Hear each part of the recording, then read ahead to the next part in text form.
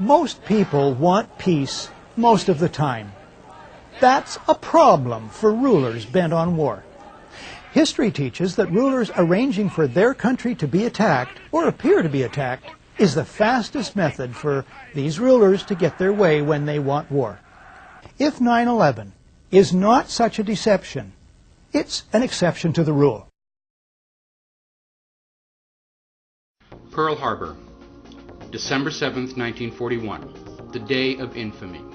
But the real infamy did not take place here or on that date. It happened 1 week earlier, miles away on the other side of Oahu at Haia, overlooking an ancient fish pond on Kaneohe Bay. This was the location of Station H, one of many shortwave listening stations operated by the U.S. Navy. Station H was located here and obscured from the road by a store. Today, the location of Station H is a state park. Few clues remain as to its role in the history of Pearl Harbor. The tourists who flock to the USS Arizona never stop by here. There is the park building itself. Off to one side, the remains of a road. And here and there, strange concrete rings, almost overgrown, peek through the grass and shrubbery. In one case, planters have been set over one ring to partly conceal it, but close examination reveals the rusted remains of the bolts which held the antenna towers in place. While off to one side, the concrete foundations of the radio intercept station building remain. These are the bones of Station H, and they tell a story of Pearl Harbor few have heard. On November 25th, 1941, Station H intercepted a message from Admiral Isoroku Yamamoto to the Japanese fleet, ordering them to sail into Hawaiian waters and be prepared to attack.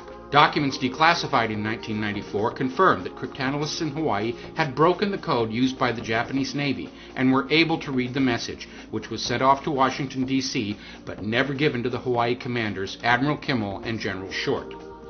The attack on Pearl Harbor, far from being the surprise attack it was claimed, was the result of a deliberate provocation plan created by the ONI and followed by Roosevelt to goad Japan into the attack, with the goal of tricking Americans into the war against the Axis powers. Station H knew the Japanese fleet was coming, and now Station H is all but gone. Little remains. This is what really happened, reporting from Hawaii.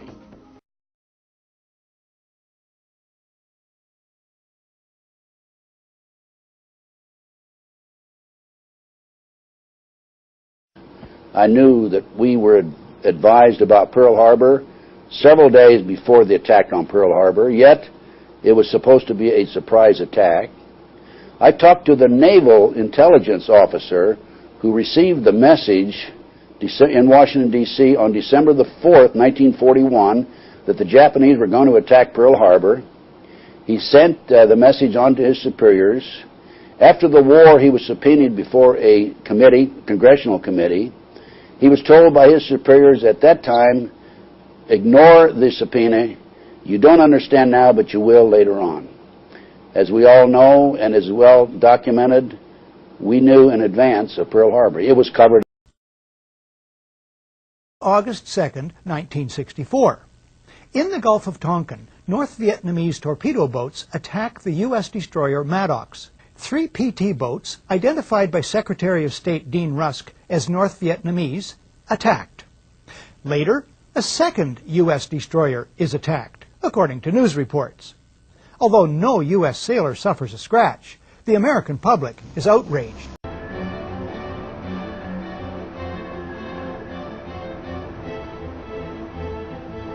On August 2nd, the destroyer Maddox reported it was attacked by a North Vietnamese patrol boat.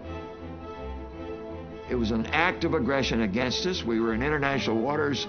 I sent officials from the Defense Department out, and we recovered pieces of North Vietnamese shells that were clearly identified as North Vietnamese shells from the deck of the Maddox.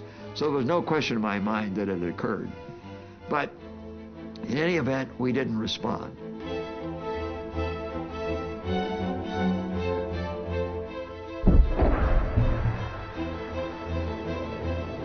Two days later, the Maddox and the Turner Joy, 2 destroyers, reported they were attacked. Where are these torpedoes coming from? Well, we don't know. Presumably from these unidentified craft. There were sonar soundings, torpedoes had been detected, other indications of attack from patrol boats. We spent about 10 hours that day trying to find out what in the hell had happened. At one point, the commander of the ship said, "We're not certain of the attack." Another point, they said, "Yes, we're absolutely positive." And then finally, late in the day, Admiral Sharp said, "Yes, we're certain it happened." So I reported this to Johnson, and as a result, there were bombing attacks on targets in North Vietnam.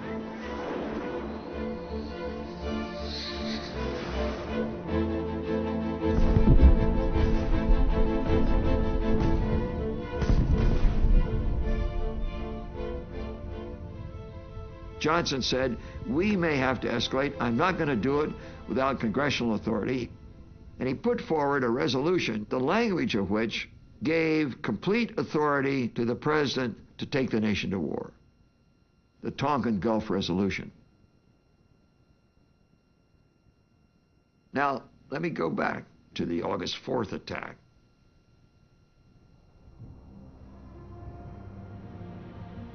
Well, there apparently been at least 9 torpedoes in the water. All missed. Yeah. No, I don't. Wait a minute now. I'm not so sure about this number of engaged. Right. We'd have to check it out here.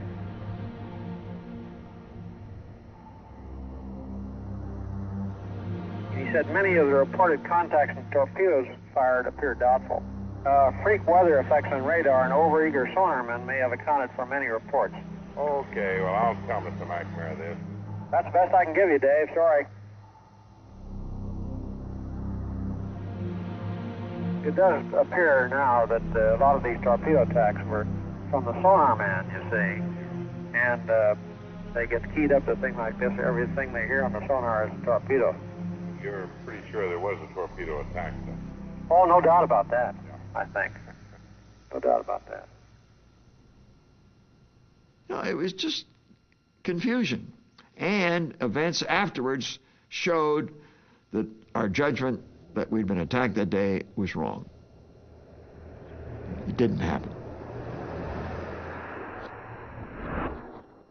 President Lyndon Johnson goes on television to ask the country to support war action. 2 days later, the Tonkin Gulf Resolution is approved by the U.S. House of Representatives unanimously, then by the Senate 88-2. The resolution becomes the entire justification for the United States war against Vietnam. Before that's over, 58,000 American soldiers and 3 million Vietnamese die. One small problem. There never were any North Vietnamese PT boats. The events never happened. As Secretary of State Rusk, the President, and Defense Secretary Robert McNamara well know. They know because they planned the entire deception. One source for this is former Admiral James Stockdale in his book, In Love and War. On the night in question, Stockdale is at the controls of a fighter jet flying cover for the 2 destroyers. He sees nothing. Another source is Ben Bradlee, much respected former managing editor of the Washington Post. Bradlee, in a public lecture in England in April 1987, states, "The facts behind this critically important resolution were quite simply lies." No, it was just confusion. And events afterwards showed that our judgment that we'd been attacked that day was wrong. It didn't happen.